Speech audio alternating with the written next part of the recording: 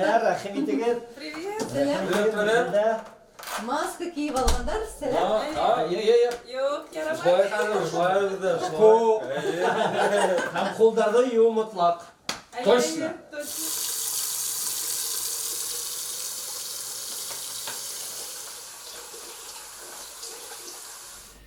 Ясмин Риза. Бог резни. Действующие лица и исполнители. Вероника Валлон, Гульнара Амирова, Мишель Валлон, Алмаз Амиров, Анетта Рей, Гульнас Хайсарова, Ален Рей, Руслан Хайсаров. Гостиная. Никакого реализма, ничего лишнего. Друг напротив друга сидят супруги Валлон и супруги Рей. Сразу понятно, что это квартира Валлонов, и что хозяева с гостями только что познакомились. В центре журнальный столик, на нем книги по искусству. В вазах 2 больших букета тюльпанов, царит атмосфера серьезности, душевности и понимания. Вот наше заявление. А вы потом составите свое. 3 ноября в 17:30 в сквере аспиранта Дюрана Фердинанд Рей, 11 лет, вооруженный палкой, в результате словесной ссоры ударил по лицу нашего сына, Брюно Валлона. В результате этого действия, помимо разбитой верхней губы, были сломаны 2 резца, в одном зубе затронут нерв. Вооруженный? Вооруженный? Вам не нравится слово «вооруженный». Что мы поставим, Мишель? При помощи, посредством палки. Так пойдет? Да, посредством. Да, посредством палки. Исправляю. Посредством. Ирония в том, что мы всегда считали сквер аспиранта Дюрана безопасным местом, в отличие от парка Мансури. Да, точно. Мы всегда говорили. Парк Мансури нет, сквер аспиранта Дюрана – да. Именно так. В любом случае, спасибо, что пришли. Если действовать под влиянием эмоций, мы ничего не выиграем. Это вам спасибо, это мы вас должны благодарить. Не думаю, что в этом случае уместны благодарности. К счастью, существует искусство договариваться. Кажется, наши дети его еще не освоили. То есть, хотел сказать наш. Да, наш. А что там с зубом? Нерв сильно задет? Пока неизвестно. Мы не делаем прогнозов. Кажется, нерв оголен не полностью. Он оголен, только частично. Да, частично оголен, а частично защищен остатками зуба. Так что пока решили нерв не удалять. Да, попробуем дать зубу шанс. Чтобы не пломбировать канал. Да. В общем, какое-то время подождем. Может удастся сохранить нерв. А пока поставим керамическую коронку. В любом случае, до 18 лет протез ставить нельзя. Да, нельзя. Протез нужно ставить только, когда закончится развитие организма. Конечно. Надеюсь, что все пройдет хорошо. Мы тоже надеемся. Легкая пауза. Какие восхитительные тюльпаны. Мы их покупаем на рынке Мутон дю Верне у флориста. Знаете, в самом конце. Ах, да. Их доставляют каждое утро прямо из Голландии. 2 евро 50 штук. Вот как. Маленький киоск в самом конце. Да, да. Вы знаете, он не хотел выдавать Фердинанда. Да, точно, не хотел. Это так трогательно. У ребенка разбито лицо, нет зубов, а он отказывается говорить. Представляю себе. Он не хотел выдавать, так как боялся, что друзья будут считать его стукачом. Будем честными, Вероника, это бравада. Конечно, бравада. Но и дух товарищества тоже. Естественно. Ну и как? То есть я хочу сказать, как вы узнали про Фердинанда? Мы объяснили Бруно, что покрывать этого мальчика только вредит ему. Мы ему сказали, если этот мальчик думает, что он может и дальше безнаказанно драться, с чего бы ему это перестать? Мы сказали, если бы мы были родителями этого мальчика, то хотели бы знать, что произошло. Конечно. Да. Звонит мобильный телефон. Простите. Отходит в сторону, во время разговора достает ежедневник. Да, Марис, спасибо, что перезвонил. Вот утренний номер «Эко», я читаю. Согласно исследованию, опубликованном в британском журнале Lancet, в котором вчера ссылалась газета Financial Times, 2 австралийских ученых обнаружили неврологический эффект препарата Антрил, средства для понижения давления, разрабатываемого в лаборатории Веренс Фарма. Употребление препарата вызывает различные побочные эффекты. Он снижает слух до нарушения координации движений. Кто там у вас занимается связями с общественностью? Это же полная задница. Нет, меня беспокоит, что через 2 недели общее собрание акционеров. Вы заложили в бюджет судебные расходы? Окей. Еще, Марис, спросите в пиар-отделе, были ли другие публикации. Пока. Прошу прощения. Вы, значит, Адвокат. А вы? хозтовары, оптовые поставки, а Вероника писатель. И работает на полставки в книжном магазине в отделе истории и искусства. Писатель? Я один из авторов коллективного труда, посвященного Сабийскому царству. Участвовала в раскопках во время войны Эфиопии с Эритреей в самом конце. А в январе выпускает книгу о Дарфурской трагедии. Так вы специалист по Африке. Мне интересен этот континент. А у вас есть еще дети? У Брюно сестричка Камила, ей 9 лет. Она обиделась на отца за то, что он вчера ночью выбросил хомячка. Вы выбросили хомячка? Да, от этого хомяка по-нашему ужас, шум какой. Эти твари спят днем. Брюно мучился, он был просто в отчаянии от этого хомячьего шума. Если честно, я давно хотел его выбросить. Сказал себе, хватит, взял и отнес на улицу. Думал, что эти животные любят канавы, помойки и все такое. Но оказалось, что нет. Он просто оцепенел на тротуаре. Фактически это животное не домашнее, не дикое. Я даже не знаю, какова у него среда обитания. Вынеси его на лужайку, он там тоже будет несчастливым. Даже не знаю, где они живут. И вы его оставили на улице? Оставил.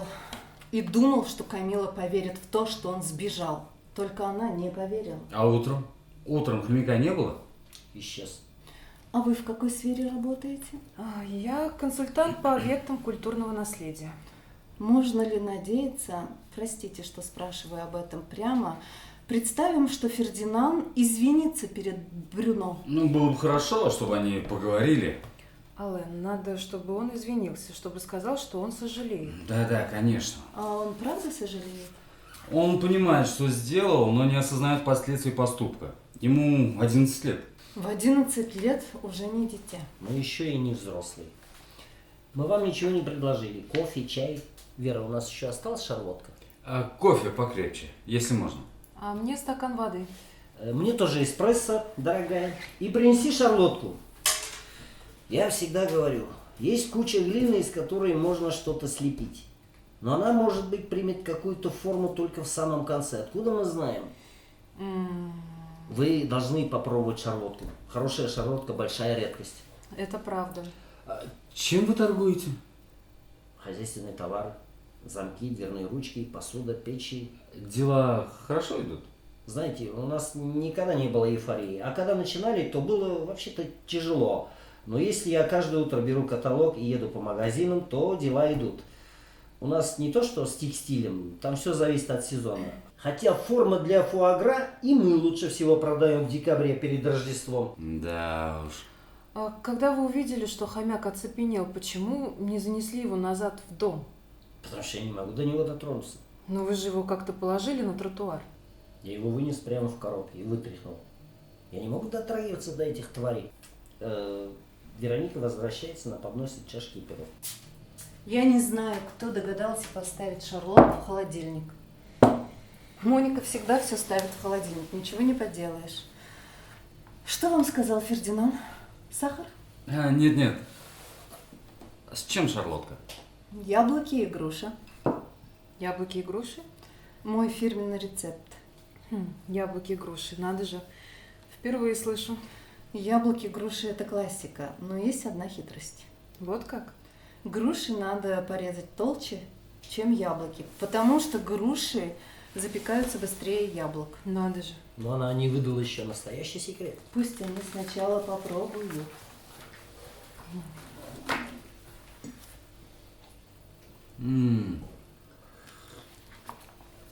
Очень вкусно. Очень вкусно. Сочно. Крошки имбирного пряника. Браво. Если честно, меня научила мать. По крайней мере, благодаря этому мы узнали рецепт. Я бы предпочла, чтобы наш сын ради этого не терял 2 зуба. Конечно. Как раз я это и хотел сказать. Интересным способом ты это выразил. Да нет же. Звонит мобильный телефон. Мне надо ответить. Да, Марис. Не, никакого ответа. Мы только развяжем полемику. Это было предусмотрено. Ну-ну. Что за проблема? Что такое координация? А при нормальной дозировке? Когда это стало известно? С тех пор вы не отозвали препарат? Сколько это будет в цифрах? Да, понимаю. Хорошо. Отключается и тут же делает новый звонок. Все еще поедая пирог. Алан, вернись, пожалуйста, к нам. Да, иду. Серж, они знали о рисках 2 года. Был доклад для внутреннего пользования. Никакого побочного эффекта формально не было выявлено. Никаких мер предосторожности. Они не были предусмотрены, а в этом ни слова в годовом отчете. Неуверенная походка, проблемы с равновесием. В общем, будто все время под датой. Цифры 150 миллионов долларов. Все отрицать. Этот идиот хотел, чтобы ему дали ответить. Не будет никакого ответа, наоборот. Если будут новые публикации, то можно выпустить пресс-релиз. В том духе, что это было компромат перед общим собранием. Он должен мне перезвонить. Окей. На самом деле у меня даже времени не было позавтракать. Берите еще, прошу. Спасибо, я так объелся. О чем мы говорили? Что было бы приятнее встретиться при других обстоятельствах. Ах, да, конечно. Значит, это шарлотка, рецепт вашей матери. Это рецепт моей матери, но испекла его Вера. Твоя мать не смешивает груши с яблоками. Нет, не смешивай. Ее будут оперировать, бедняжку. Да вы что с ней? Колено? Ей поставят в расшеившийся протез металлполиэтилен. Она волнуется, что после кремации от него что-то останется. Какой ты злой. Она не хочет, чтобы ее хоронили рядом с моим отцом. Она хочет, чтобы ее кремировали, а урну установили в склепе, где покоится прах ее матери, на юге. Она там совсем одна. 2 урны с видом на море. И постоянно ругаются.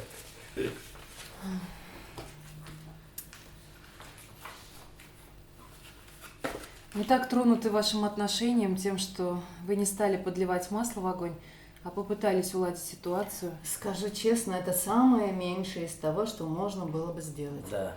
Нет, многие родители стоят горой за своих детей. Да так, что сами впадают в инфантилизм. Была бы наша реакция, моя и Алана, такой же чуткой, если бы Брюно выбил 2 зуба Фердинану. Не уверена, что мы бы продемонстрировали такую же широту взглядов. Да нет же. Она права, не уверен. Нет. Поскольку мы очень хорошо знаем, что все могло бы произойти и наоборот. А что сказал Фердинанд? Как он видит ситуацию? Ну, он не слишком много говорит об этом. Думаю, он растерян. Он осознает, что изуродовал товарища? Нет, он не осознает, что изуродовал товарища. Зачем ты так говоришь? Конечно, Фердинанд осознает. Он осознает, что вел себя грубо, но не осознает, что изуродовал товарища. Вам не нравится слово? Но это слово, к несчастью, точное. Мой сын не уродовал вашего сына. Ваш сын изуродовал нашего сына. Приходите сюда в 5 часов. Вы увидите его рот и зубы. Временно изуродовал. Губа заживет, а что касается зубов, надо отвезти к лучшему дантисту. Я готов поучаствовать. Для этого есть страховка. Мы бы хотели, чтобы мальчики помирились, и чтобы подобное не повторялось больше. Давайте организуем им встречу. Да, точно. В нашем присутствии. Незачем их опекать. Пусть поговорят по-мужски. Алан, по-мужски это смешно. То есть нам при этом не нужно присутствовать? Будет лучше, если они встретятся без нас? Вопрос не в том, будем мы или нет. Вопрос в том, захотят ли они поговорить, захотят ли разобраться. Брюно этого хочет.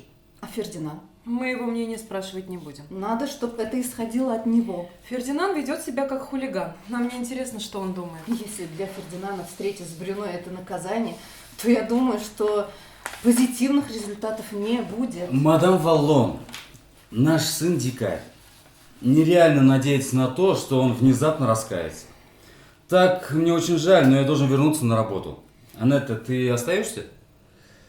Вы мне потом расскажете, что решили. В любом случае, от меня тут пользы нет. Женщина думает, что для воспитания нужен мужчина, нужен отец, будто это чему-то поможет. Мужчина всегда не удел, он это всегда обуза. Его надо тащить на аркане. Забавно. У вас из окна видно надземное метро. Мне неловко, но я тоже не могу больше задерживаться. Мой муж никогда не был слишком заботливым отцом. С коляской он не гулял. Жаль. Это так чудесно гулять с ребенком. Тем более все проходит так быстро.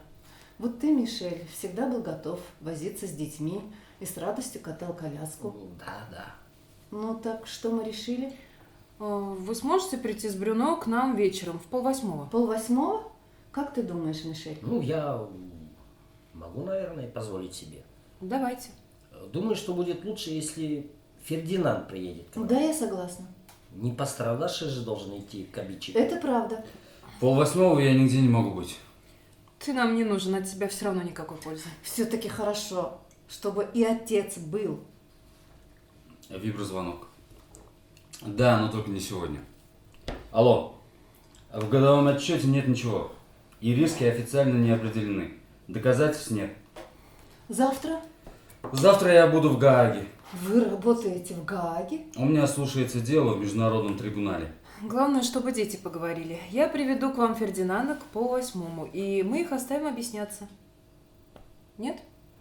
Я вижу, вы сомневаетесь. Если Фердинанд не чувствует своей ответственности, то они будут сидеть как два истукана, и это будет катастрофа. Мадам Валлон, что вы хотите сказать? Что вы подразумеваете под ответственностью? Ваш сын, конечно же, совсем не дикарь. Фердинанд вовсе не дикарь. Дикарь. Ален, что за идиотизм? Зачем ты это говоришь? Он дикарь. А как он объясняет свой поступок? Он не хочет говорить об этом. Надо, чтобы он об этом рассказал. Мадам, много чего надо. Надо, чтобы он пришел, надо, чтобы он об этом рассказал, надо, чтобы он сожалел. Вы, видимо, очень в этом компетентны, а мы не очень. Мы, конечно, будем работать над собой, но все же будьте к нам снисходительны. Стойте, подождите. Что, мы расстанемся вот так именно по-дурацки? Именно на этом?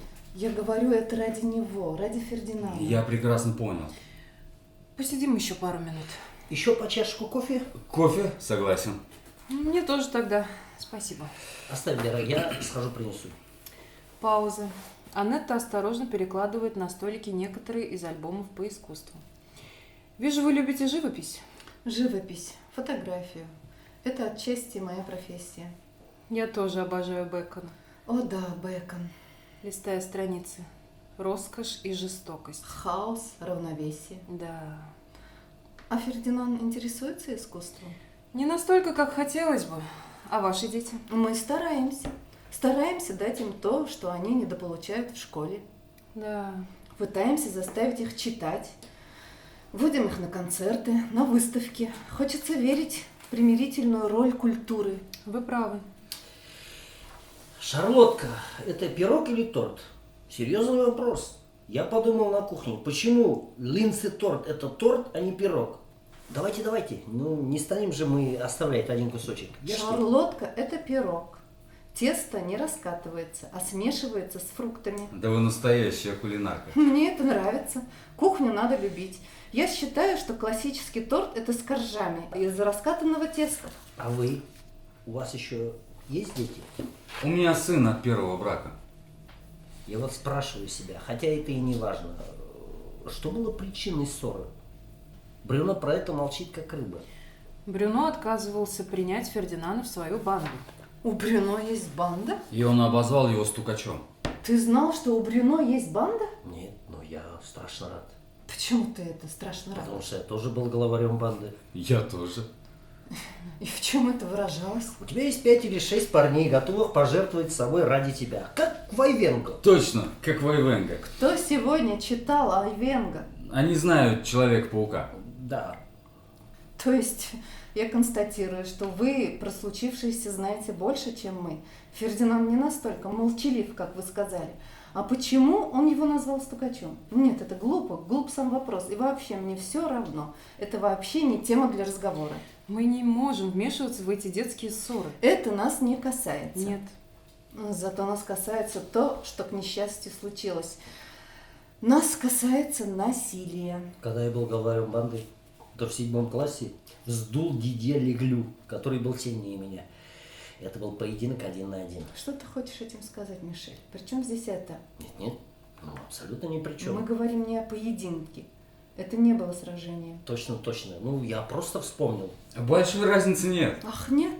Позвольте мне, месье Рей, возразить. Разница есть. Ну, да, разница есть. Какая?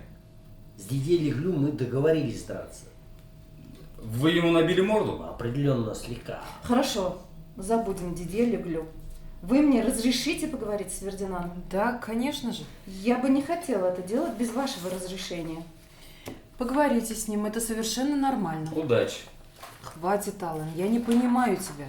Мадам Валлон так воодушевлена. Вероника, найти выход будет проще, если мы откажемся от мадам и месье и будем обращаться по имени. Вероника, ваши педагогические амбиции вас просто преобразили. Это радует. Если вы не хотите, чтобы я с ним поговорила, то я не буду. Да, поговорите, отчитайте его, пожурите. Делайте, что хотите. Я не понимаю, почему вы не заинтересованы в этом? Мадам, Вероника.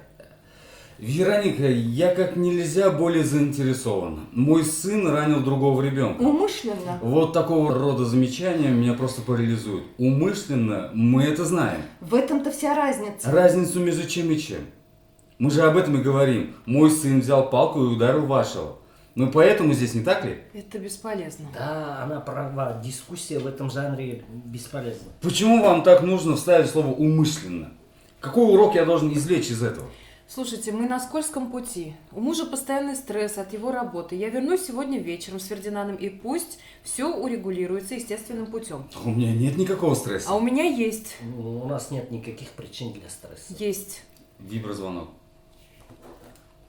Вы не отвечаете? Никаких комментариев. Нет, вы его отзываете. Если вы отзываете, значит вы признаете свою ответственность. Отзываем антрил, признаем ответственность. В годовых отчетах ничего нет. Хотите пойти под суд за фальшивый отчет и быть уволенным через 2 недели? Останавливайте продажи. В прошлом году на празднике в колледже это же Фердинанд играл в спектакле роль этого, как его, в спектакле Мольер. Господина Пурсуньяка. Господина Пурсуньяка. А пострадавшего мы подумаем после собрания, Марис. Посмотрим после собрания, в зависимости от решения. Он играл потрясающе. Да. Мы не будем отзывать лекарства, потому что у нас есть 3 человека, которых заносят при ходьбе. Ничего не отвечайте. Да, пока. Отключается и тут же набирает своего собеседника. Мы помним его в роли господина Пурсуньяка. Мишель, ты же помнишь его? Да, конечно. Он был такой забавный в женском платье. Они в панике. У них пресса на хвосте. Тебе надо приготовить пресс-релиз. Но не защищайтесь. Наоборот, надо им дать отпор. Настраивайте, что Веренс Фарму пытается дестабилизировать за 2 недели до общего собрания. Вот поэтому появилось это исследование, а не с неба упало. Ни слова о проблемах о здоровье. Главный вопрос, кто за этим стоит. Хорошо? Эти лаборатории просто ужас. Им нужна только прибыль. Но вам не обязательно слушать, о чем я говорю. Вы не обязаны разговаривать при мне. Нет. Я как раз обязан здесь находиться. Против моей воли, уж поверьте. Они тебе впаривают свое барахло без всякого зазрения совести. В медицинской отрасли все самые продвинутые разработки связаны с большими рисками и большими прибылями. Да, я это понимаю. Везде одно и то же. И все же. Веселенькая у вас работа. Что вы имеете в виду? Мишель, это нас не касается. Забавная работа. А вы сами занимаетесь? У меня нормальная профессия. Самая обыкновенная. И что это за обыкновенная профессия? Продаю кастрюли, я уже вам говорил. И дверные ручки. И сантехнику, унитазы, сливные бачки и кучу других вещей в придачу. Унитазы и сливные бачки. Это интересно. Аллен. Это меня интересует. Я интересуюсь сантехникой для туалета. А почему бы и нет? А сколько у вас марок? Есть 2 основные системы с кнопкой и с ручкой. Ну вот как. Это зависит от того, как подключается вода. Да вы что? Вода или льется сверху, или поступает снизу. Да. Если надо, могу порекомендовать одного из моих кладовщиков. Но он в этом специалист, но надо ехать в Сен-Дени. Вы, похоже, очень компетентны в этом. Вы собираетесь как-то наказать Фердинанда? Сантехнику обсуждать можно в другой, более подходящей обстановке. Мне что-то дурно. Что с вами? Да ты побледнела, дорогая. Действительно, как мел. Меня тошнит. Тошнит? У меня есть примперан. Нет-нет, сейчас пройдет. Что еще можно принять? Может, хотите Кока-Колы? Кока-кола хорошо помогает. Уходит за колой. Сейчас пройдет, сейчас Пройдитесь пройдет. немного. Может, сделайте пару шагов. Анетта делает несколько шагов. Возвращается Вероника с Кока-Колой. Вы думаете, надо? Да-да, один глоток. Спасибо. Скрытно звонит в офис. Да, мне Сержа. А, хорошо. Пусть он мне сразу же перезвонит. Отключается. А что, Кока-кола помогает? Она же от диареи. Не только. Ну как вы? Нормально. Знаете, мадам Валон, если мы захотим наказать нашего сына, то сделаем это по своему усмотрению, а отчитываться перед вами не будем. Абсолютно. Что абсолютно, Мишель? Они что хотят, то и делают со своим сыном. У них полная свобода. Я так не считаю. Что ты так не считаешь, Вера? Что у них полная свобода. Давай, дорабатывайте. Простите. Отлично. Помни, что ничего не доказано, ничего определенного. Хватит, Ален, ты достал своим телефоном. Побудь с нами, черт возьми. Да, напомни, что прочитала мне. Что с тобой? Ты с ума сошла, что ли, так кричать? Серж все услышал. Тем лучше. Меня достали твои постоянные разговоры по телефону. Слушай, Анетта, я и так согласился пойти с тобой сюда. Очень экстравагантно. Меня сейчас вырвет. Нет, тебя не вырвет. Да, Хотите в туалет? никто тебя здесь не держит. Да никто его не держит. Кружится все. Смотри на что-нибудь неподвижное. Уйди, Тупо. отстань от меня. Может, лучше ей дойти до туалета? Если собираешься блевать, иди в туалет. Дай ей таблетку примперана.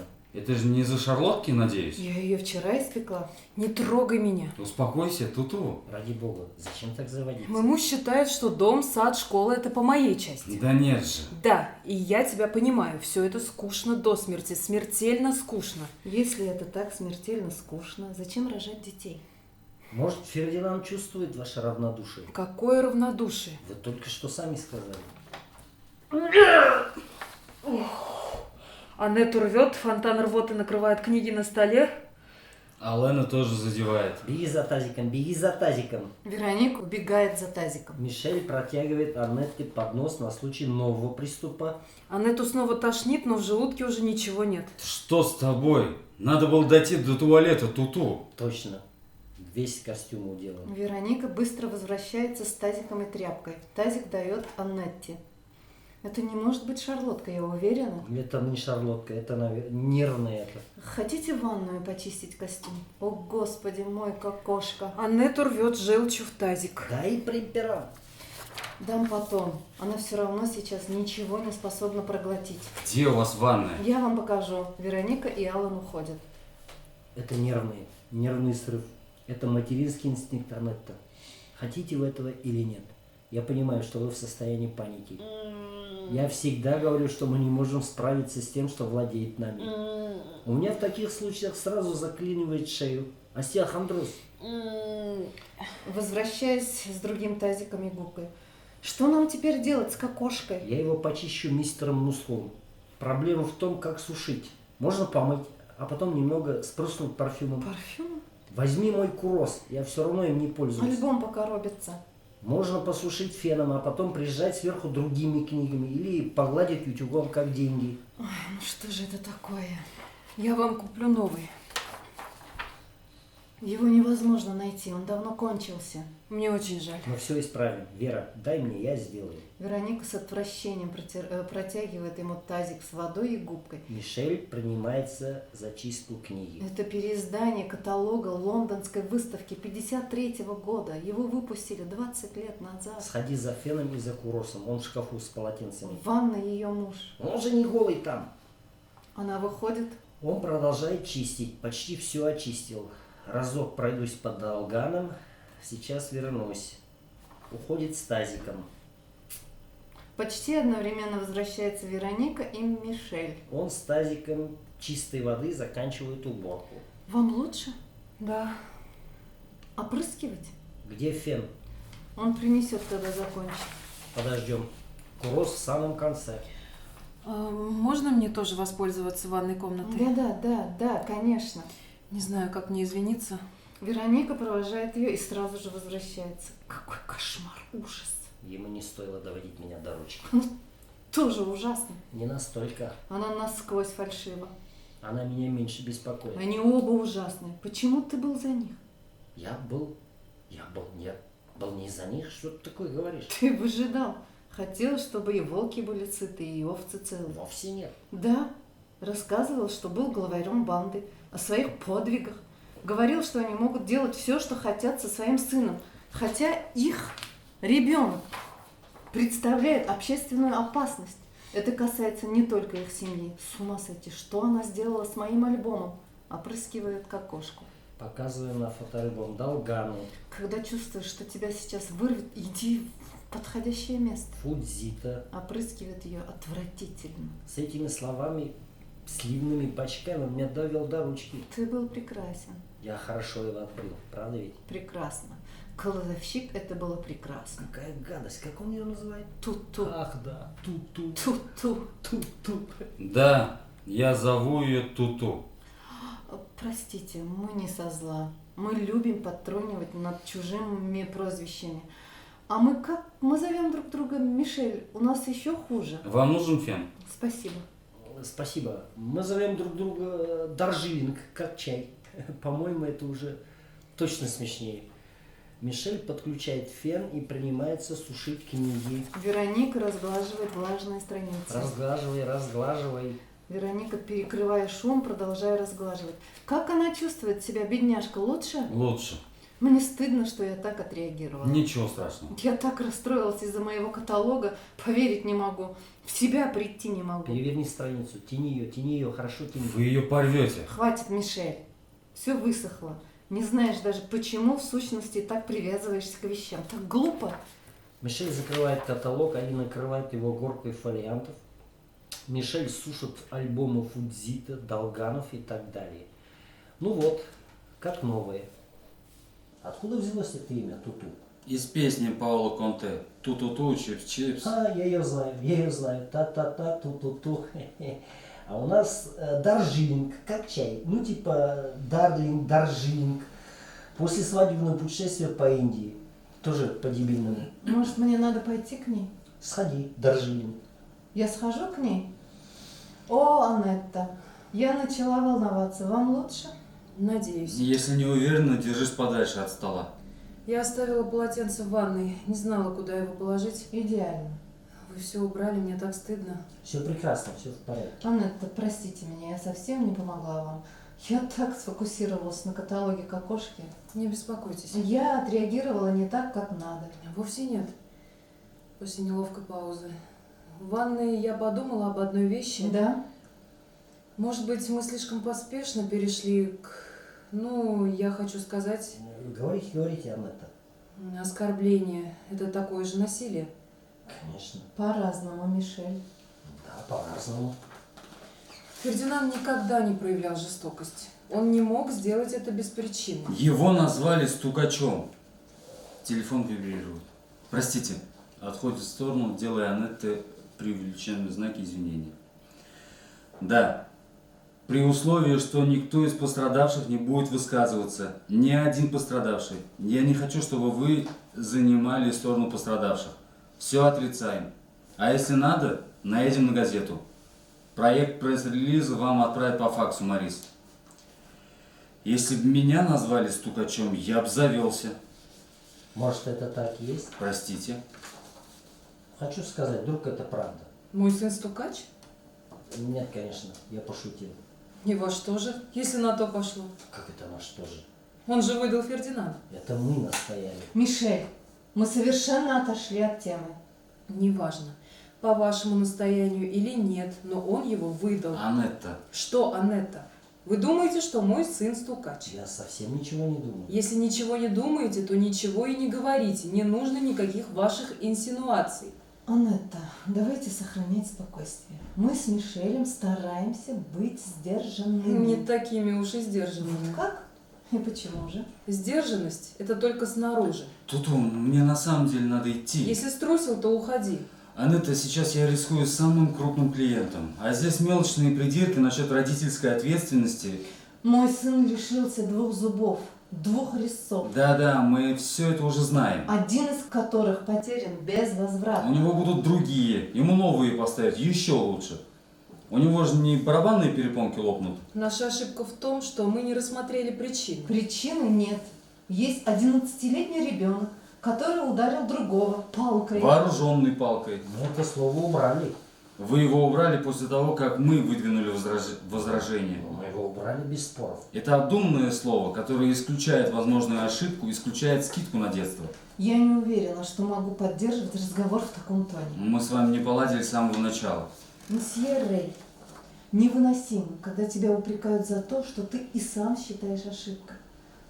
Слово «вооруженный» не подходило, мы его изменили. Однако, если мы обратимся к точному словарному определению, то его употребление правомерно. Фердинанда оскорбили, вот он и отреагировал. Когда на меня нападают, я защищаюсь, особенно если одна против целой банды. При этом можно еще и поблевать. Вы понимаете, какую грубость только что сказали? Я уверен, что мы все хотим добра. Все 4. Зачем давать волю раздражению? Зачем эти ненужные пререкания? О, Мишель, хватит. Хватит ходить вокруг да около. Наша сдержанность только для приличия, так что давай обойдемся без нее. Нет. Я отказываюсь катиться по этой дорожке. По какой дорожке? По опасной дорожке, на которую нас загнали 2 этих маленьких говнюка. Боюсь, что Вера не разделяет вашу точку зрения. Вероника. Простите. Значит, бедный Брюно теперь маленький говнюк. Это уже чересчур. Ладно, сейчас мне правда надо вас покинуть. Мне тоже. Идите, я сдаюсь. Звонит телефон Алонов. Алло. Да, мама. Нет, мы с друзьями. Скажи мне. Да, понижай его, делай то, что тебе говорят. Ты принимаешь Андрей? Постой, мама, не вешай трубку. Ваша гадость называется Антрил? Моя мать его принимает. Его принимают 1000 людей. Значит так, ты немедленно прекращаешь. Ты слышишь, мама, сейчас же, не спорь, я тебе все объясню. Ты скажешь доктору Перло, что я тебе запретил. Почему красный? Чтоб кто тебя видел? Это полная глупость. Хорошо, поговорим об этом потом. Целую, мама, перезвоню. Она взяла на прокат красные костыли, чтобы ее не сбил грузовик. Если вдруг она будет в состоянии прогуляться ночью по автостраде. Ей назначили Антрил от давления. Если она его принимает, и у нее нормальное состояние, я ее привлеку как свидетеля. Я был без шарфа? А, вот он. Мне не нравится ваш цинизм. Если у моей мамы появятся малейшие симптомы, я инициирую групповой иск. Он у нас так и так будет. Надеюсь на это. До свидания, мадам Валлон. К чему себя вести прилично? Порядочность – это идиотизм. Она только ослабляет и обезоруживает. Так, Анетта, пойдем. На сегодня хватит нам проповеди. Идите. Вот что я вам скажу. Как только я вас увидел, то сразу подумал, что у вашего сына, как там его, Фердинанда, да, имеют смягчающие обстоятельства. Когда вы убили этого несчастного хомяка? Убил? Да. Я убил хомяка? Да. Вы пытаетесь взвалить вину на нас, изображаете благородство, но вы на самом деле убийца. Я абсолютно не убивал этого хомяка. Тем хуже, вы оставили дрожащего от ужаса зверька в окружении врагов. Его наверняка съела какая-нибудь собака или крыса. Это правда. Как это правда? Да, правда. А что ты хочешь? Это же ужасно, то, что с ним случилось. Я думал, он обрадуется свободе, побежит в припрыжку в ближайшую канаву. Он этого не сделал. И вы его бросили. Я не мог дотронуться до этой твари, я не могу прикоснуться к этим животным. Ты прекрасно знаешь это, Вера. Он боится грызунов. Да, я боюсь грызунов. Меня пугают рептилии, все, что ползает по земле. Вот. А почему вы сразу же не пошли за ним? Да я ничего не знала. Ничего. Мишель на следующее утро сказал детям и мне, что хомяк убежал. Я тут же пошла его искать, обошла весь квартал, даже в подвал спускалась. Напрасно ты, Вероника, рассказала им про хомяка. А теперь я тут будто на скамье подсудимых. Какая грустность! Это наше личное дело, она касается только нас и не имеет никакого отношения к тому, что мы обсуждаем. Невероятно. Меня считают убийцей в моем доме. А при чем тут твой дом? Я распахнул перед ними двери дома, надеялся на примирение. Они должны благодарить меня. Как вы собой любуетесь, это просто чудесно. Вы не испытываете никаких угрызений совести? Я не испытываю никаких угрызений. Это животное у меня всегда вызывало отвращение. Я рад, что избавился от него. Мишель, это просто смешно. Что тут смешного? Ты тоже чухнулась? Их сын колодит нашего Брюна, а меня попрекают хомяком. Ты же не будешь отрицать, что с хомяком ты поступил дурно. Плевать мне на хомяка. Скажи это сегодня вечером своей дочери. Скажу, когда придет. Я не позволю 9-летней соплячке диктовать, как мне себя вести. Тут я присоединяюсь 100%. Прискорбно. Осторожно, Вероника, осторожно. До этого момента я сдерживался, но сейчас дошел до точки. А Брюно? Что Брюно? Он не расстроился? Думаю, у Брюно другие заботы. Брюно был не так сильно привязан к огрызку. Какое дурацкое имя в придачу. Если вы не испытываете никаких угрызений, почему их должен испытывать наш сын? Я вам сейчас скажу. Этот идиотский разговор у меня вот где. Мы думали, что встретимся по-дружески. Купили тюльпаны. Жена из меня сделала какого-то либерала. Но если честно, у меня проблема с самоконтролем. Я совершенно не вменяем. Нет, простите, мы не все тут невменяемые. Вы нет, согласен. Я нет, слава богу. Хорошо. Ты нет, Доржилин. Ты продвинутая женщина, у тебя никаких задвигов. Зачем ты меня оскорбляешь? Я не оскорбляю, я наоборот. Нет, оскорбляешь. И ты знаешь это. Ты организовала этот траур. Я дал себя уговорить. Ты дал себя уговорить. Да, Это отвратительно. нисколько. Все ради тебя. Ты же воюешь за культуру. Я воюю за культуру. Прекрасно. К счастью, есть люди, которые это делают.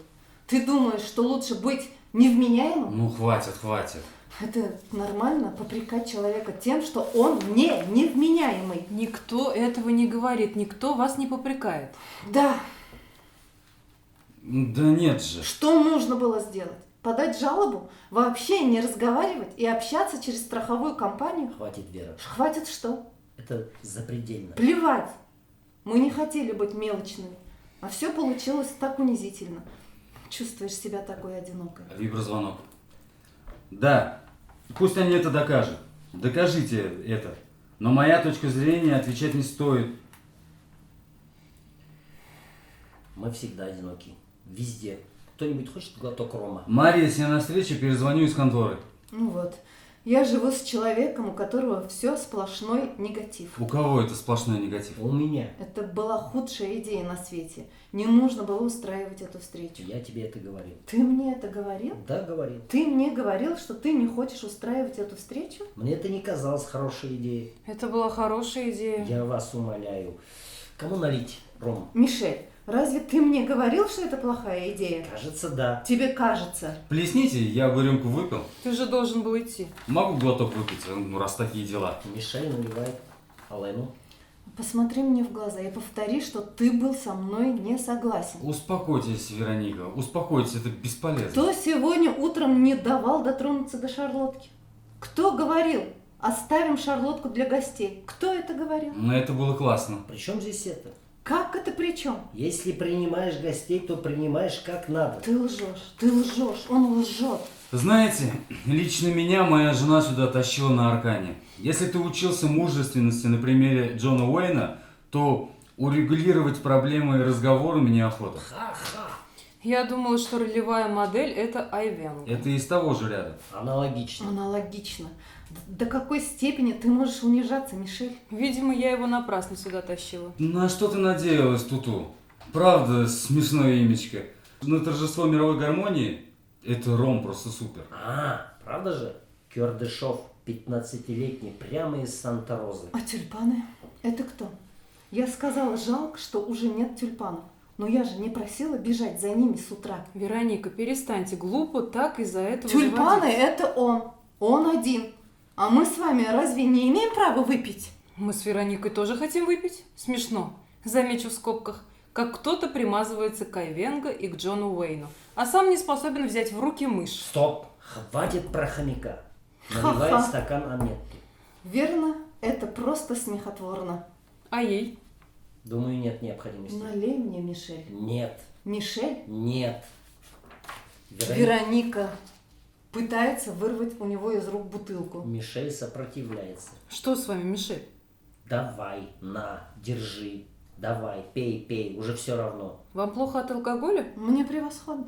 Что тут может быть плохого? Ладно, тогда я не знаю. Месье Рей, Аллен, Аллен. Аллен, у нас никакой взаимной симпатии с вами. Вот видите, я живу с мужчиной, который захотел раз и навсегда прожить заурядную жизнь. Трудно жить с мужчиной, который спрятался в своем мирке и не хочет ничего менять, которого ничего не увлекает. Ему до лампочки. Ему совершенно чихать на это. Нам же нужно верить. Верить в то, что можно все сделать лучше. Разве нет? Ему ты можешь об этом рассказывать последнюю С очередь. кем хочу, с тем и разговариваю. Пошел к черту. Кто нас опять достает? Да, мама. Он в порядке. Слушай, он в порядке без зубов, но в порядке. Нет, ему больно. Ему больно, но это пройдет. Мама, я сейчас занят, я перезвоню. Ему все еще больно? Нет, Зачем тогда расстраивать вашу он мать? по-другому не может. Ему всегда надо кого-нибудь Все, расстраивать. хватит, Вероника. Что это за психодрама? слушайте, Вероника, мы же не только собой интересуемся, но и другими вещами. Да, хотелось бы верить в то, что все можно улучшить, причем не для собственной выгоды. И что мы сами творцы такого улучшения. Разве такое бывает? Одни еле тащатся по жизни, другие отказываются принимать то, время идет, ерепенятся. А какая разница? Люди суетятся до самой смерти. Образование, несчастье нашего мира. Вот вы пишете книгу о Дарфуре. Хорошо, я понимаю, можно себе сказать. Вот я беру массовое убийство, резню, а вся история состоит только из этого. И пишу про это. Каждый спасается как может. Я эту книгу пишу не для того, чтобы спастись. Вы ее не читали и не знаете, что в ней. Это не важно. Пауза. Как ужасно пахнет этот курос. Омерзительно. Вы его не пожалели. Мне так неудобно. При чем тут вы? Я сама распыляла его. Это невротическая реакция. Почему нельзя жить легко? Почему все всегда должно доводить до изнеможения? Вы слишком много рассуждаете. Женщины вообще слишком много рассуждают. Оригинальное замечание. Думаю, оно вас приятно удивило. Я не знаю, что значит слишком много рассуждать. Я не вижу смысла в мире, существующем без моральной концепции. Видите, как я живу? Замолчи, замолчи. Мне омерзительно твое жалкое подхалимство. Ты отвратителен. Включи чувство юмора, если можно. Нет, у меня никакого чувства юмора нет. И иметь его не собираюсь. Вот я и говорю, что брак это самое страшное испытание, которое нам посылает Бог. Отлично. Брак и семья. Мишель, вы же не предполагаете, что мы поддержим ваши взгляды. Я нахожу, что это слегка неприлично. Его это не смущает. А вы не согласны? Это безосновательное утверждение. Аллен, скажи что-нибудь. Он имеет право думать, что хочет. Он не обязан это афишировать. Может быть... Плевать нам на их супружескую жизнь. Мы здесь, чтобы урегулировать проблему с детьми, а на их супружескую жизнь нам плевать. Да, ну вообще-то... Что вообще-то? Что ты хочешь сказать? Это связано? Это связано? Конечно, это У связано. Брюно выбито 2 зуба. Это связано с нашей семейной жизнью? Это же очевидно. Мы не успеваем за вами. Переверните это утверждение. И полюбуйтесь ситуацией, в которой мы находимся. Дети поглощают и разрушают нашу жизнь. Дети ведут нас к краху. Это же закон. Смотришь, как люди со смехом ввязываются в матримониальные передряги и понимаешь, что эти несчастные не знают, ничего не знают. Они довольны. Нам же ничего не говорят на старте. У меня есть приятель, его новая девушка ждет ребенка. Я говорю ему, в нашем возрасте ребенок – это безумие. Ты хочешь испоганить младенцам 10-15 лет, оставшиеся нам до рака или инфаркта? Вы же на самом деле так не думаете. Он так думает. Конечно, я так думаю. Я даже думаю хуже. Да? Вы хотите быть хуже, чем есть, Ха, Мишель. вот как. Ха-ха. Хватит плакать, Вероника. Вы видите, что его это только электризует. Алену, наполняющему свой стакан. Давайте. Ром исключительный, правда? Исключительный. Может, выкурим по сигаре? Нет. Здесь никаких сигар. Тем хуже. Аллен, ты же не собираешься курить сигару? Анетта, я делаю, что хочу. Если я хочу выкурить сигару, то выкуриваю сигару. Я не курю только потому, что не хочу нервировать Веронику. Она и так на пределе. Она права, хватит хныкать. Плачущая женщина только толкает мужчину на крайности. А что до взглядов Мишеля, мне не хочется это говорить, но они совершенно обоснованы. И звонок. Да, Серж. Давай, ставь Париж и точное время. Это какой-то ад. Точное время, когда ты сделаешь рассылку. Надо, чтобы это было с пылу жару. Нет, мы не удивляемся, мы опровергаем. Удивляемся, это слишком С мягко. утра до вечера он не выпускает из рук свой телефон. Наша жизнь перемолота этим телефоном. Одну секунду. Анетта, это очень Это важно. всегда очень важно. То, что далеко, всегда важнее. Давай, да. Не процедура, манипуляция. Манипуляция, затеянная за 2 недели до публикации годового отчета и так На далее. улице, за столом, где угодно. Исследование в кавычках. Поставь исследование Я в уже кавычки. ничего не говорю. Тотальная капитуляция. Мне снова хочется блевать. Где тазик? Не знаю. Тебе надо процитировать меня. Речь идет о возмутительной попытке манипуляции. Вот он. Давайте, ради бога. Вера. Все будет хорошо, мы полностью экипированы. Биржевым курсом акций и о дестабилизации моего клиента утверждает Мэтт Рэй, адвокат компании Ференс Фарма, в агентство Франс Пресс, Рейтер, в широкую прессу, специализированные издания, все такое. Она снова хочет блевать. Да что с тобой такое? Я растрогана. Ты такой нежный. Я волнуюсь. Прости, я не поняла. Ну, Анетта, пожалуйста, давай не будем тоже. Они ругаются, у них брак вот-вот развалится. Давай не будем с ними конкурировать. Что вы себе позволяете? Говорить, что наш брак разваливается? Звонок. Кто вам дал право? Мне только что прочли. Моррис вам сейчас пошлет манипуляция курсом акций. Пока. Не я это сказал, а Франсуа. Мишель, Пардон, Мишель. я запрещаю вам произносить хоть слово о нашей семье. Тогда помолчите о нашем сыне тоже. Что тут общего? Ваш сын избил нашего. Это мальчишки. Все мальчишки дерутся на переменах. Так устроена жизнь. Нет, нет. Да, но необходима определенная подготовка, чтобы насилие заменить законом. Вначале, напомню вам, законом была сила. У первобытных людей может быть, но не в нашем обществе. Но в нашем обществе. Объясните-ка мне, что значит в нашем обществе? Вы меня утомили. Эти разговоры меня утомили. Вероника, я верю в Бога резни. Он один царствует безраздельно с самого начала времен. Вы же интересуетесь Африкой, так ведь? Тебе плохо? Не обращай на меня внимания. Нет? Все хорошо. Знаете, однажды я оказался в Конго. Там детей с 8 лет тренируют убивать. За свою детскую жизнь они могут убить сотни людей. Мачете, калашников, подствольник. В общем, понимаете, когда мой сын выбил приятелю зуб, пусть даже 2, бамбуковым стеблем в сквере аспиранта Дюрана, я меньше вас был расположен ужасаться и возмущаться. Вы не правы. Подствольник. Да, это так называется. Анетта плюет в тазик. Как вы? Отлично. Да что с тобой? Что с ней такое? Ничего, это желчь. Не надо читать мне лекции об Африке. Я в курсе африканских страданий. Я варюсь в этом уже много лет. Не сомневаюсь. Кстати, прокурор Международного трибунала начал расследование событий в Дарфуре. Вы собираетесь меня и этому учить? Не начинайте опять, ради бога.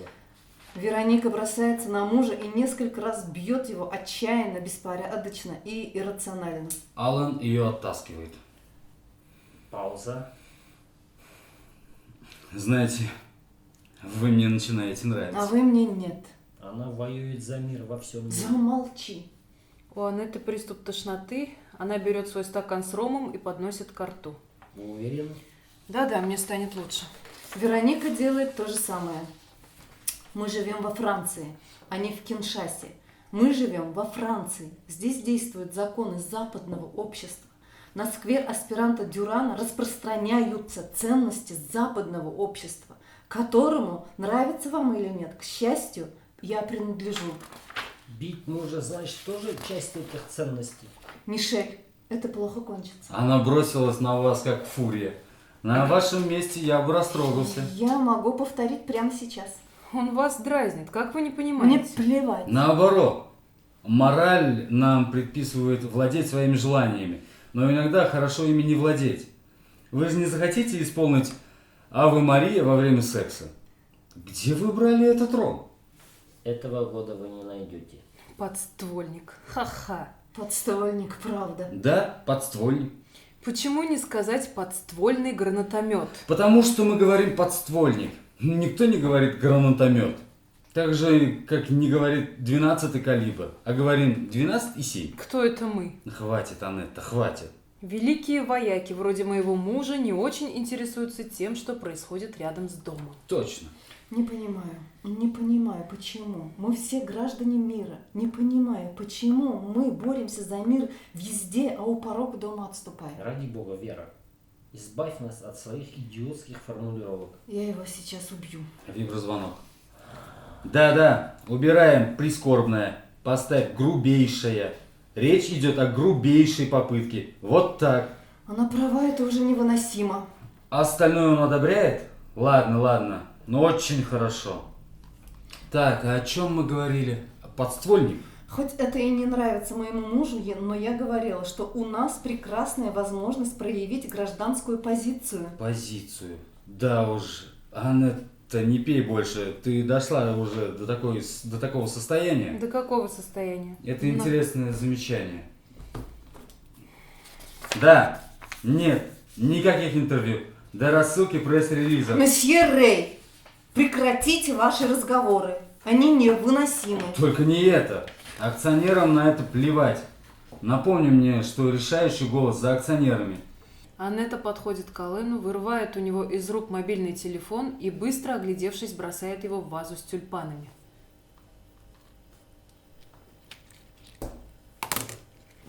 Анетта, что ты? Вуаля! Ха-ха, браво. Мишель в ужасе. Господи, боже мой. Ты совершенно рехнулась, дрянь. Он бросается к вазе, но Мишель успевает раньше него и достает мокрый телефон. Фен. Где фен? Находит фен, включает, направляя на телефон. Тебя надо держать в заперти. Ты совсем охренела. У меня же в нем все данные, он же новый. Я потратил кучу времени, чтобы все настроить. Мишель Анетте, перекрывая адский шум фена. Я на самом деле вас не понимаю, это безответственно. Все мои контакты, вся моя жизнь. Вся твоя жизнь. Сквозь шум стойте, может быть мы его еще спасем. Да нет, все пропало. Надо достать батарею сим-карту, можете его открыть? Пытаясь открыть без особой надежды. Я его только что купил, еще не освоил. Дайте глянуть. Это все пропало. А им смешно. Готово. Направляет фен на разобранный телефон. Вероника, ты могла бы и не смеяться. Что за вульгарность? Мой муж полдня сушит все подряд. Анетта без колебаний наливает себе рому. Мишель не реагирует на шутки, действует максимально тщательно. Ален подавлен. Некоторое время слышен только шум фена. Бросьте, старина, бросьте. Ничего нельзя сделать. Мишель выключает фен. Надо подождать. Хотите позвонить с нашего телефона? Ален делает знак, что нет и что ему плевать. Я должен сказать. Что вы хотите сказать, Мишель? Нет. Даже не знаю, что тут сказать. А я думаю, что мы чувствуем себя хорошо. Чувствуем себя лучше. Спокойно чувствуем, правда же? Мужчины так цепляются за свои аксессуары, а это их умаляет. От этого у них меньше уверенности в себе. А у мужчины руки должны быть свободны. Мне так кажется. Меня даже портфель смущает. Как-то раз мне понравился один мужчина, а потом я увидела с сумкой, с прямоугольной сумкой через плечо. И сразу все как рукой сняло. Сумка через плечо – это хуже всего. Но телефон, который всегда под рукой, это вообще худшее, что только может быть. Мужчина должен выглядеть одиночкой. Мне так кажется. То есть он должен быть сам по себе. Для меня Джон Уэйн тоже образец мужественности. Что там у него было? Кольт. Штука, которая делает дырки. У мужчины, который не выглядит одиночкой, нет характера. Ну что, Мишель, вы довольны? Это немного расслабило наш маленький... Как вы сказали? Забыла это слово. В конце концов, мы себя чувствуем почти хорошо, полагаю. Предупреждаю вас, от Ромы едет крыша. Я как нельзя более нормально. Конечно. Я начинаю видеть вещи с такой приятной безмятежностью. Ха-ха, это лучше всего. Приятная безмятежность. Торжильник. Никакой пользы в том, что ты на глазах разваливаешься на части. Заткнись. Мишель идет за коробкой сигар. Выбирай, Тайлер. Расслабьтесь. В моем доме не курят сигары. Это Хаю де Монтеррей, номер 4, номер 5. В нашем доме не курят. У нас ребенок астматик. У кого астма? У нашего сына. Из-за этой мерзкой твари, из-за хомяка. Это правда. При астме держать животных не рекомендуется. Категорически не рекомендую. Даже рыбки могут быть противопоказаны. Я что, обязана слушать эти глупости? Она вырывает у Мишель из рук коробку с сигарами и резко захлопывает. Мне жаль, конечно. Среди вас я одна не смотрю на вещи с приятной безмятежностью. Я никогда не была такой несчастной. Думаю, что это самый несчастливый день в моей жизни. Ты несчастна от выпивки. Мишель, каждое произнесенное тобой слово меня уничтожает. Я не пью. Я выпила каплю твоего дерьмового рома, который ты представлял так, будто показывал пастве туринскую плащаницу. Я не пью. И горько жалею об этом. Было бы легче любое огорчение топить в стакане. Мой муж тоже несчастен. Посмотрите на него, как он согнулся. Будто его бросили на обочине. Кажется, что у него это самый несчастливый день в жизни. Да. Мне жаль Туту. Мишель направляет. Мишель направляет фен на детали телефона. Выключи фен. Эта штука умерла. Звонит телефон. Да. Мама, я тебе сказал, что мы заняты. Потому что это лекарство может тебя убить. Это яд. Сейчас кое-кто тебе объяснит. Скажите ей. Скажите. Сказать ей что? Все, что вы знаете об этой вашей отраве. Как вы себя чувствуете, мадам? Что он может ей сказать? Он ничего не знает. Да? А вам плохо? Конечно. Но операция вас спасет. Другую ногу тоже, да. Нет, я не ортопед. Она меня называет доктором. Да? Доктор, обхохочешься. Положи трубку. Но у вас нет никаких проблем с равновесием? Нет? Вовсе нет? Вовсе нет. Не слушайте, что вам говорят. Но все-таки будет хорошо, если вы перестанете его принимать на какое-то время. На время. На время, пока вам спокойно не сделают операцию. Да, я чувствую, что вы в хорошей форме. Мишель вырывает трубку. Так, мама, ты поняла, ты перестаешь пить это лекарство. Зачем надо все время спорить? Ты перестаешь его пить и делаешь то, что тебе говорят. Я перезвоню, целую, люблю тебя, целую, пока. Она меня доконала. Как меня достала эта жизнь. Ну так что там, в конце концов? Я прихожу сегодня вечером с Фердинандом. Надо решить. Похоже, что всем плевать. Напоминаю, что мы для этого здесь и собрались. Теперь будет плохо мне. Где тазик? Отодвигая бутылку рома от Анетты. Достаточно. А, по-моему, обе стороны неправы. Вот, неправы обе стороны.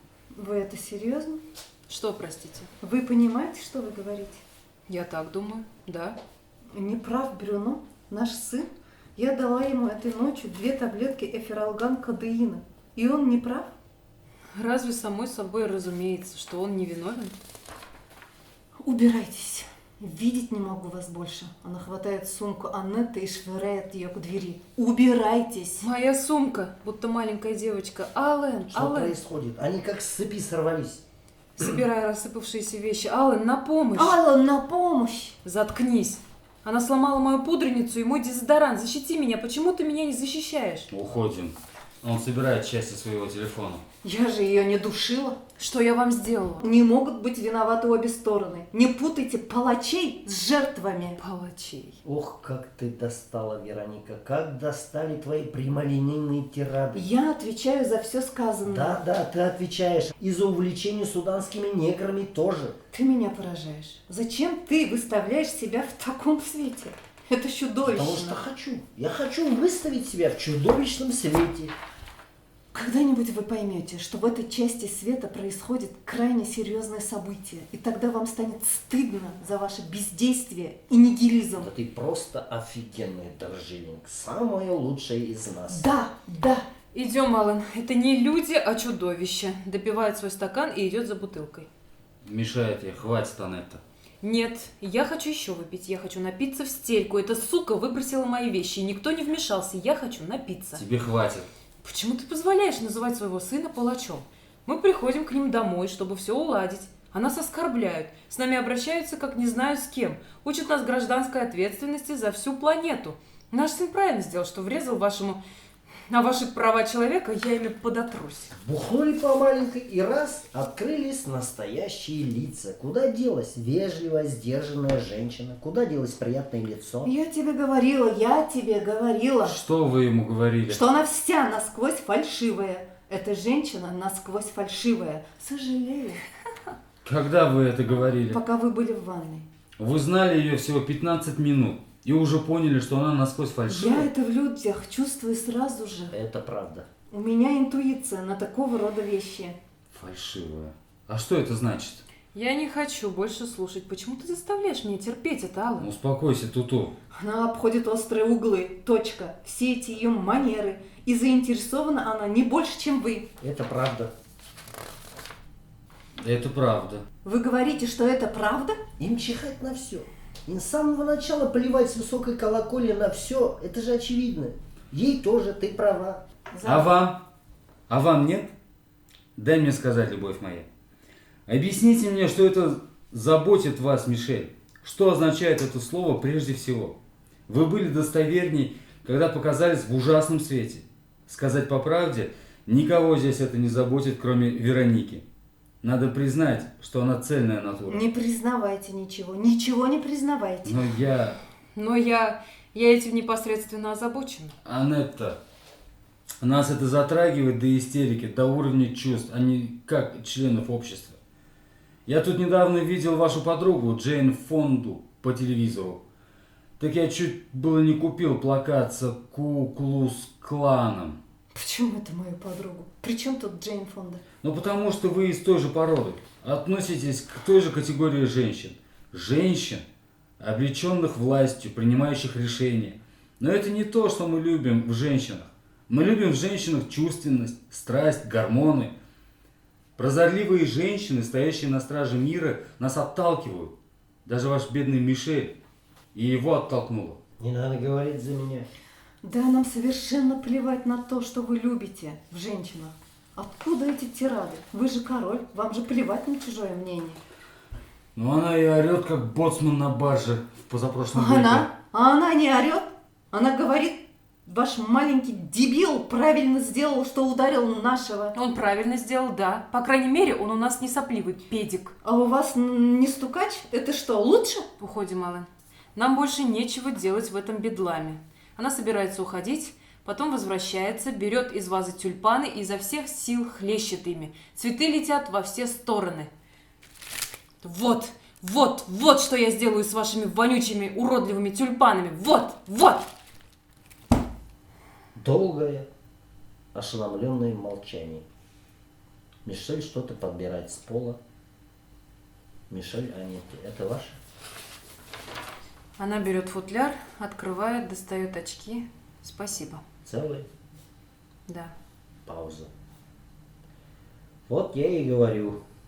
Ален принимается собирать стебли и лепестки. Оставьте. Да ладно. Звонит телефон. После колебания Вероника берет трубку. Да, моя дорогая. Хорошо. Но ты же можешь сделать уроки у Аннабель? Нет, дорогая, мы его не нашли. Да, я иду в магазин. Знаешь, огрызок очень находчивый. Мы должны в него верить. Думаешь, ему нравилось в клетке? Папа тоже расстроен. Он не хотел тебя огорчать. Ну да. Если ты ему скажешь... Послушай, солнышко, мы тут так замотались с твоим братом. Он будет есть листья, желуди, каштаны. Он знает, что он должен есть червей, улиток, что найдет на помойке. Они всеядные, как и мы. Пока, мое сокровище. Молчание. Может быть, этот зверь прямо сейчас уплетает за обе щеки. Нет. Откуда мы знаем? Конец.